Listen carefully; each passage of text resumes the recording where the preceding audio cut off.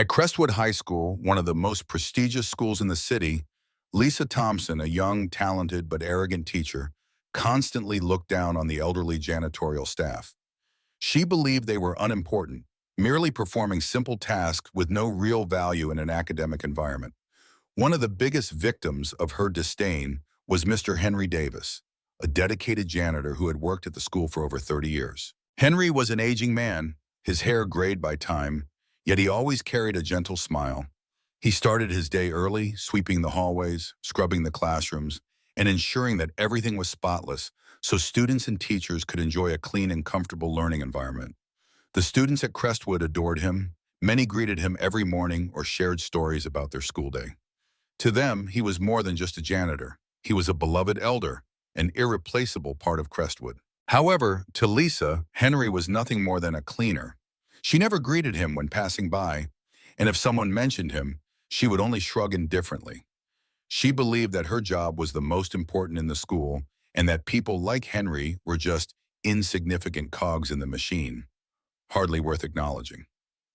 One morning as Lisa walked into her classroom, she frowned in irritation upon noticing a small water stain on her desk. Instantly, she scowled and shouted loudly, "Mr. Davis, where are you?"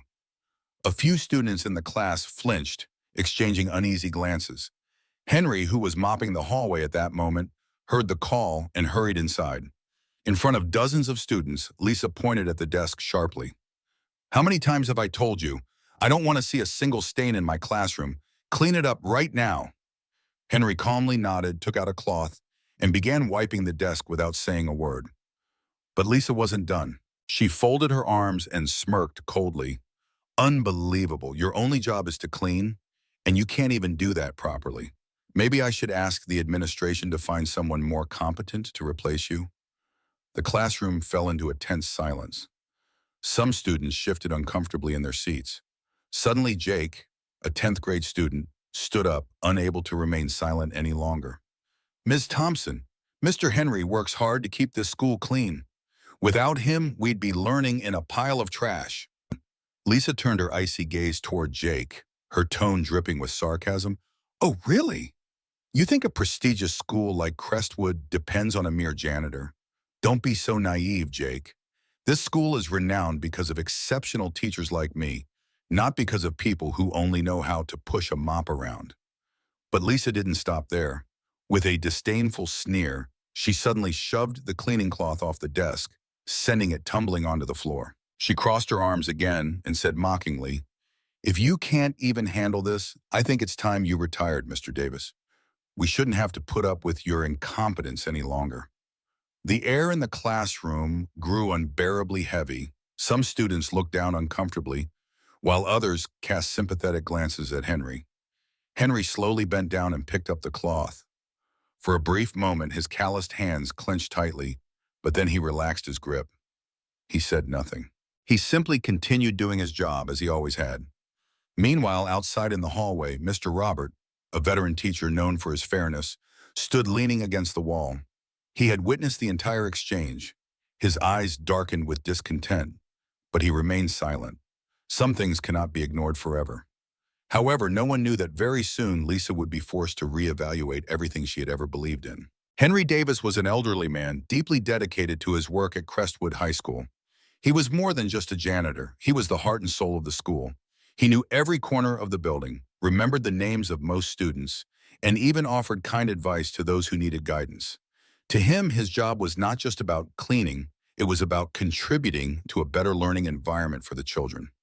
However, due to his age and the nature of his job, he was often overlooked. Many younger teachers, especially Lisa Thompson, failed to recognize the value he brought to the school. Henry was not one to complain. He simply carried on with his work, greeting students with a warm smile and continuing his silent dedication every single day. Henry lived in a small house in the suburbs with his wife and his 12-year-old grandson David, whom he had been raising alone since the boy's parents passed away in a tragic car accident 3 years ago. Despite his meager salary, he worked tirelessly to ensure David had everything he needed for school. Every morning before heading to work, Henry would wake up early, prepare breakfast for David, and remind him to study hard before leaving the house. He never once complained about the hardship of his job. To Henry, working at Crestwood was not just employment, it was a part of his life. But not everyone understood the true value of his contributions, especially Lisa Thompson. Elisa Thompson was a young, passionate teacher with exceptional teaching skills. She had graduated from a prestigious university and was quickly recruited to teach at Crestwood. Her talent was undeniable, but her arrogance matched it. Lisa firmly believed that only teachers like herself were the true pillars of education, while people like Henry Davis were merely insignificant cogs in a larger machine. Coming from a privileged background, Lisa had never done manual labor and had no understanding of the struggles of blue-collar workers. To her, a prestigious school was defined by academic excellence, brilliant lessons, and professional teaching standards, not by menial tasks like cleaning. Because of this mindset, Lisa often looked down on Henry. She never saw him as an essential part of the school, but merely as someone performing a trivial job. Many students and some teachers disapproved of her attitude, but because of Lisa's outstanding teaching performance, no one dared to challenge her openly. Lisa was not inherently cruel, but her ignorance and prejudice created a vast divide between herself and people like Henry. She never imagined that one day her own beliefs would come back to haunt her and make her pay the price. One day, Crestwood High School received an announcement from the board of directors that there would be a surprise inspection to evaluate the school's educational quality and work environment. No one knew exactly who would be arriving, only that it was a high-ranking inspector who would discreetly observe and assess the school's operations. That morning, not one but two unfamiliar men stepped through the gates of Crestwood High School. The first man, Lucas Carter. The first was Lucas Carter, a young, tall, and handsome teacher with a refined demeanor. He wore a well-tailored suit, an expensive watch, and exuded immense confidence. Immediately, Lucas caught the attention of the faculty, especially Lisa Thompson. She was almost mesmerized by his charm and aura. As Lucas walked into the principal's office, whispers spread throughout the school. He must be the inspector from the board of directors. Just look at his presence. Say, so young and already assigned to evaluate our school? He must be incredibly talented. Lisa thought the same. She adjusted her outfit, trying to make the best impression on Lucas, hoping to catch his attention. The second man, a stark contrast. The second man, in stark contrast to Lucas, was a middle-aged gentleman with graying hair and a composed demeanor. He wore a simple, unremarkable suit. No one paid much attention to him as he quietly entered the school. However, among the faculty members there was Mr. Robert, a veteran teacher known for his fairness and integrity. He immediately noticed the peculiar behavior of the principal when greeting the middle-aged man. Though he remained silent, his sharp eyes followed the man carefully, as if trying to decipher his true identity. Unlike Lucas, the second man did not attract admiration or curiosity. However, the principal greeted him with noticeable respect. Instead of settling into an office like an important guest typically would, the man made an unexpected request. I would like to walk around the school freely, observe everything without an escort. I want to see how Crestwood functions naturally. The principal hesitated momentarily, but then reluctantly nodded. The man simply smiled and walked away from the crowd, quietly exploring the school without drawing attention to himself. No one took notice of him. No one realized that he was actually the most important person there that day. Lisa sneered inwardly, thinking, "What's with the act? Just another old man about to retire." Then she turned to Lucas with admiration and enthusiasm. "I can give you a tour around the campus if you'd like," she offered, smiling warmly. A silent observer, while Lucas was engaged in conversations with the principal and senior faculty members, the middle-aged man quietly moved through the classrooms, library, cafeteria, and sports grounds, taking meticulous notes. He observed how the teachers taught, how students interacted, and most importantly, how the school staff were treated. When he reached the hallway near the auditorium, he stopped. Henry Davis was there, diligently arranging chairs, sweeping the floor, and ensuring everything was spotless. Despite the physical labor, Henry worked with patience and unwavering dedication. The mysterious man smiled slightly, a look of respect in his eyes. But just then, a cold voice pierced the air from behind. "Just do your job and don't think you have any say in how things are organized in an academic institution?" The man slowly turned around. It was Lisa Thompson, standing with her arms crossed, her eyes sharp with arrogance. Behind her, Lucas leaned casually against the wall, arms folded, smirking. Lisa is right, Lucas chuckled. Everyone should know their place. If everyone tried to be in charge, this school would be a mess. Lisa beamed at Lucas as if waiting for his approval. She didn't notice the darkening expression in the mysterious man's eyes. He looked at Lisa, then at Lucas, and finally at Henry, who, as always, remained silent and continued working. A tense silence filled the hallway. The man slowly pulled a small notebook from his pocket, flipped through the pages, and began writing. As the day went on, while Lucas continued being showered with admiration, the middle-aged man kept observing. At one point, he approached a group of students and asked, "What do you think about this school? About the teachers and staff working here?" One student eagerly replied, "Crestwood is a great school, but not everyone here is treated fairly. Some of the most important people don't get the recognition they deserve." The man nodded thoughtfully and continued walking. Meanwhile, Lucas was still being flattered by the teachers, while Lisa was looking for every opportunity to converse with him. Other faculty members also tried to impress Lucas, believing he was the inspector.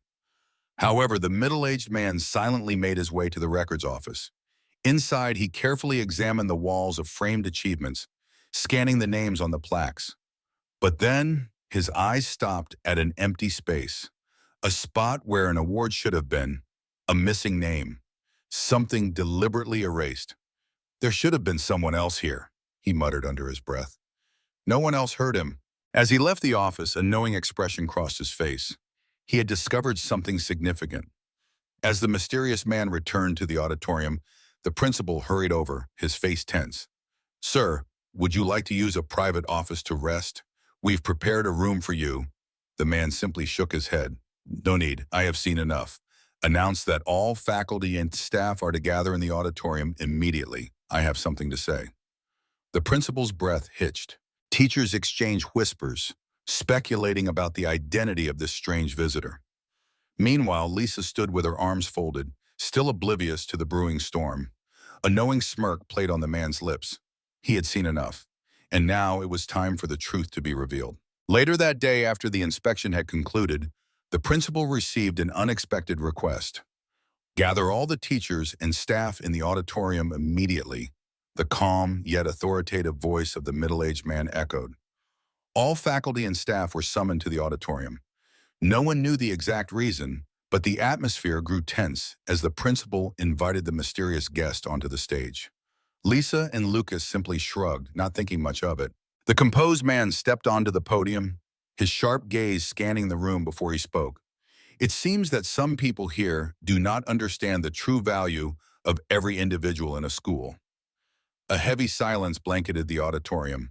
Teachers and staff began exchanging curious, even uneasy glances. Lisa crossed her arms, visibly annoyed by the sudden meeting, while Lucas maintained his usual air of confidence. After a brief pause, the man continued, "I am Richard Montgomery, chairman of the Crestwood Board of Directors. Over the past few days, I have silently observed how the teachers and staff conduct themselves, and I am deeply disappointed to witness a member of our faculty belittling a dedicated janitor like Mr. Davis." The entire auditorium fell into stunned silence. A murmur rippled through the crowd as many teachers and staff glanced at one another in shock. Lisa felt a chill run down her spine, her face turning pale at the mention of Henry Davis' name. She turned sharply to Lucas and whispered, "Wait, you weren't the inspector?" Lucas scratched his head awkwardly, then smirked. "Did I ever say I was?" Mr. Montgomery's piercing gaze locked onto both Lisa and Lucas. His voice remained steady but carried undeniable weight. "Teachers are not the only ones responsible for fostering a great learning environment at Tate. A school cannot function without the quiet contributions of those who work tirelessly behind the scenes. Yet, I have personally witnessed certain individuals treating their colleagues with blatant disrespect." Lisa stammered, desperately trying to defend herself. I, I didn't mean it like that. I just thought that—" Montgomery raised a hand, cutting her off. "Ms. Thompson, your words and actions require no further explanation. They have already spoken for themselves." Lisa and Lucas lowered their heads, overwhelmed with shame. Meanwhile, the other teachers, those who had silently witnessed the injustice but had not dared to intervene, now felt a deep sense of guilt. In the corner of the room, Henry Davis sat quietly. His expression did not hold triumph or resentment, only the patience of a man who had finally seen justice served. After revealing his findings, Mr. Montgomery announced a series of decisions that left the entire auditorium in stunned silence. First, he turned to Henry Davis and solemnly declared, "Mr. Davis, for more than 30 years, you have contributed immensely to Crestwood, not only by maintaining a clean learning environment, but also by caring for students and offering help whenever needed. For too long, your efforts have gone unrecognized, and I deeply regret that. From today onward, I am honored to present you with the Most Dedicated Employee Award, along with a special bonus." The auditorium erupted into applause. Many students cheered in excitement, while Henry, his eyes glistening with emotion, simply bowed his head in gratitude. Then Mr. Montgomery turned to Lisa with a stern expression.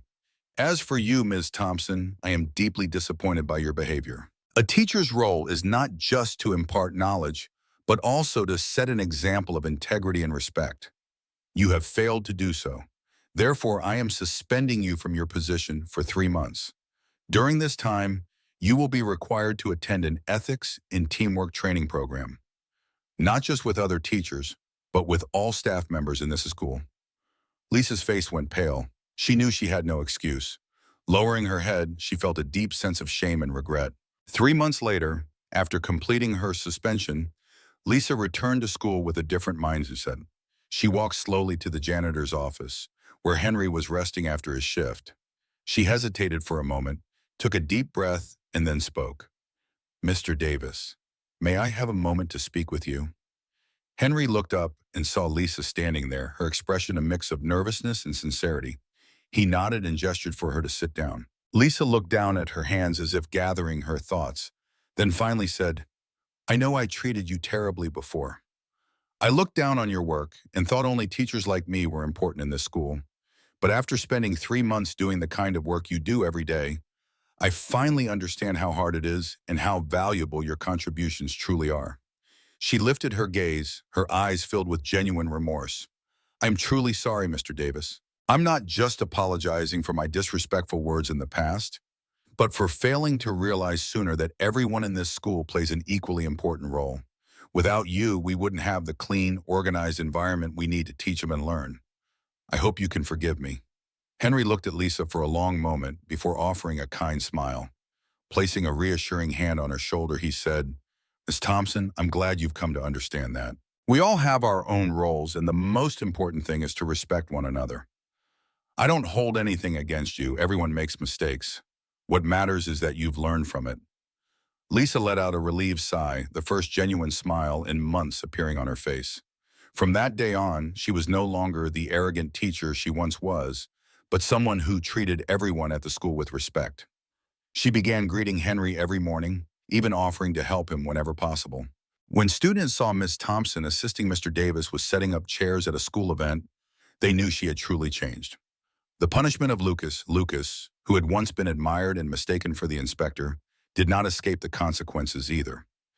After Mr. Montgomery's speech, many teachers and staff started looking at him differently. They realized he was not as talented or powerful as they had assumed, just an arrogant individual who took advantage of a misunderstanding for personal gain. Immediately after the meeting, Mr. Montgomery ordered a thorough review of Lucas's behavior and work ethic at the school. Upon investigation, the administration found that Lucas not only showed a lack of respect for staff members, but also frequently neglected his duties, focusing only on impressing those in authority. As a result, Lucas was given a formal warning and was not offered a contract renewal at the end of the school year. When he learned of his dismissal, he tried to defend himself, but no one believed in or admired him anymore. Over time, Lucas's name faded into obscurity at Crestwood. This incident did not just change Lisa, it transformed the entire culture of Crestwood High School. A new faculty and staff connection program was introduced to foster unity among teachers, janitors, and administrative staff. From that day on, Crestwood was not just known for its academic excellence, but as a school that honored the contributions of every individual, no matter what role they played.